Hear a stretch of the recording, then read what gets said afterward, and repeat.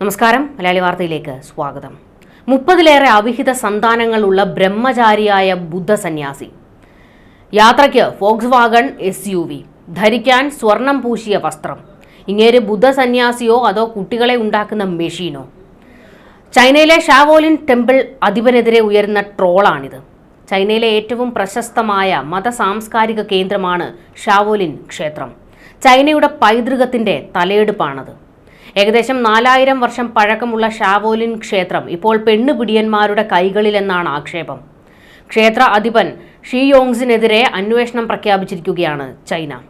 CEO സന്യാസി എന്ന് വിശേഷിപ്പിക്കപ്പെടുന്ന ഷീക്കെതിരെ ലൈംഗിക അപവാദം മുതൽ സാമ്പത്തിക തിരിമറി വരെയുള്ള അതിഗുരുതരമായ കുറ്റങ്ങളാണ് ആരോപിക്കപ്പെട്ടിരിക്കുന്നത്. ബുദ്ധമതത്തിൽ സന്യാസികൾക്ക് ബ്രഹ്മചര്യ വ്രതം നിർബന്ധമാണ്.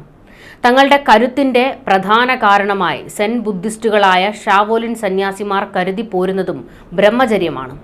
അതുകൊണ്ട് തന്നെ ബുദ്ധ മതാചാര പ്രകാരം സന്യാസികളുടെ ബ്രഹ്മചര്യ ലംഘനം ഗുരുതര കുറ്റമാണ്. ഷാവോലിൻ ടെമ്പിളിലെ പ്രധാന പുരോഹിതനായ ഷീക്കെതിരെയുള്ള ഏറ്റവും വലിയ ആരോപണമാകട്ടെ സ്ത്രീലമ്പടനാണ് എന്നുള്ളതാണ്. ഒട്ടേറെ സ്ത്രീകളുമായി ബന്ധം പുലർത്തുക മാത്രമല്ല, അവരിലെല്ലാം കുറഞ്ഞത് ഒരു കുട്ടിക്കെങ്കിലും ഷീ ജന്മം നൽകിയിട്ടുണ്ട് എന്നും റിപ്പോർട്ടുകളുണ്ട്.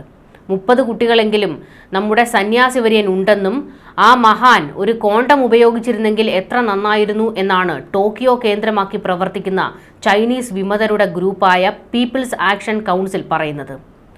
അതുപോലെ തന്നെ ദലായ് ലാമയെ അനുകൂലിക്കുന്ന UK കേന്ദ്രീകരിച്ച് പ്രവർത്തിക്കുന്ന ഫ്രീഡം എന്ന കൂട്ടായ്മയാണ് ഷീക്കെതിരെ ആരോപണങ്ങൾ പുറത്തുവിട്ടിരിക്കുന്നത്. ചൈനയിൽ നിന്ന് ഇപ്പോഴും പരിമിതമായ വിവരങ്ങളാണ് പുറത്തുവരുന്നത്. ഇവിടെ എത്തുന്ന തീർത്ഥാടകരായ സ്ത്രീകളുമായി സൗഹൃദമുണ്ടാക്കി വർഷങ്ങളായി ഷീ ലൈംഗിക ജീവിതം നയിക്കുകയാണെന്നാണ് ആരോപണം.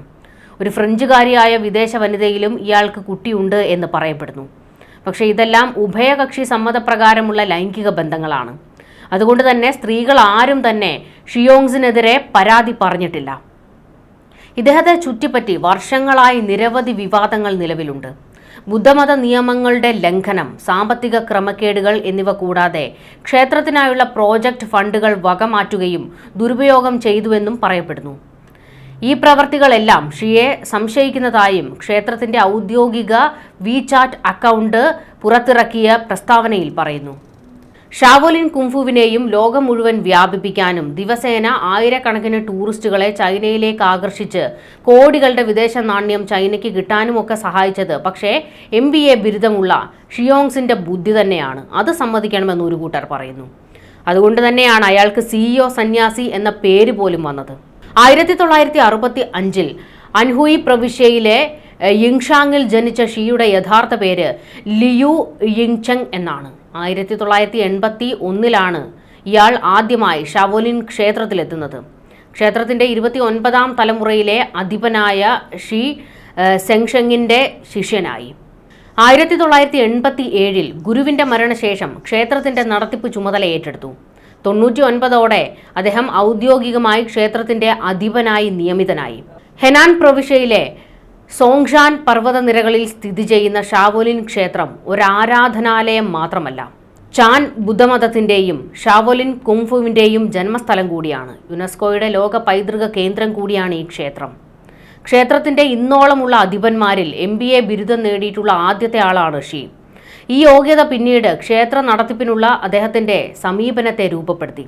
അദ്ദേഹത്തിന്റെ നേതൃത്വത്തിൽ ഷാവോലിൻ ചരിത്രപരമായ ഒരു ആശ്രമം എന്നതിൽ നിന്നും ഒരു ലോകോത്തര ബ്രാൻഡ് എന്ന ഖ്യാതി നേടി. സിനിമകൾ, കാർട്ടൂണുകൾ, വീഡിയോ ഗെയിമുകൾ എന്നിവയിൽ ഉപയോഗിക്കുന്നതിനായി അദ്ദേഹം ഷാവോലിൻ എന്ന പേരിന് ലൈസൻസ് നൽകി. ഇതുകൂടാതെ റിയൽ എസ്റ്റേറ്റ്, പ്രസിദ്ധീകരണം, പരമ്പരാഗത വൈദ്യം, ആഗോള ടൂറിസം എന്നിവയിൽ വ്യാപിച്ചു കിടക്കുന്ന ഒരു ബിസിനസ് ശൃംഖലയും കെട്ടിപ്പടുത്തു. സെൻ ബുദ്ധമതത്തിന്റെയും ചൈനീസ് ആയോധന കലകളുടെയും പ്രധാന കേന്ദ്രമാണ് ഷാവോലിൻ ക്ഷേത്രം. കഴിഞ്ഞ 20 വർഷത്തിനിടെ ഈ ക്ഷേത്രത്തെ ഒരു ആഗോള ബ്രാൻഡാക്കി മാറ്റിയത് ഷിയോങ്സി ആണെന്നാണ് പറയപ്പെടുന്നത്. എന്നാൽ ക്ഷേത്രത്തെ ഒരു കച്ചവട സ്ഥാപനം പോലെ മാറ്റിയതിൽ ഇയാൾക്കെതിരെ മതവിശ്വാസികൾക്കിടയിൽ വലിയ വിമർശനവും ഉണ്ട്. മിക്കപ്പോഴും വിദേശ രാജ്യങ്ങളിൽ സന്ദർശനം നടത്തുകയും കയ്യിൽ ഒരു ഐഫോണുമായി എലിസബത്ത് രാജ്ഞി, Nelson Mandela, Henry Kissinger, apple CEO Tim cook തുടങ്ങിയ പ്രമുഖർക്കൊപ്പം ഫോട്ടോകളിലും വാർത്തകളിലും ഷീ പ്രത്യക്ഷപ്പെട്ടു. ഇതെല്ലാം CEO സന്യാസി എന്ന പേരിൽ ഷിയുടെ ഖ്യാതി വർദ്ധിപ്പിക്കുക മാത്രമാണ് ചെയ്തത്. സന്യാസിമാരും പൗരന്മാരാണെന്നും തങ്ങളുടെ കർത്തവ്യങ്ങൾ പൂർത്തീകരിക്കുന്നതിന് ലഭിക്കുന്ന പാരിതോഷികങ്ങൾ വേണ്ട എന്ന് വെക്കേണ്ടതില്ല എന്നുമായിരുന്നു അദ്ദേഹത്തിന്റെ വാദം. 2015 ഷീക്ക് സമാനമായ ആരോപണങ്ങൾ നേരിടേണ്ടി വന്നിരുന്നു. അന്ന് അനുചിതമായ ബന്ധങ്ങൾ, വഞ്ചന എന്നീ കുറ്റങ്ങൾ ചുമത്തപ്പെട്ടതിനെ തുടർന്ന് ഷീ മാസങ്ങളോളം പൊതുവേദികളിൽ നിന്ന് മാറി നിന്നു. എന്നാൽ 2 വർഷത്തിന് ശേഷം ഷീയെ കുറ്റവിമുക്തനാക്കി. നിലവിൽ അദ്ദേഹം അന്വേഷണത്തിലാണെന്ന ഓൺലൈൻ കിംവദന്തികൾ പ്രചരിച്ചതിന് ശേഷമാണ് ക്ഷേത്രം ഭാരവാഹികൾ ഇപ്പോൾ പ്രസ്താവന പുറത്തിറക്കിയത്.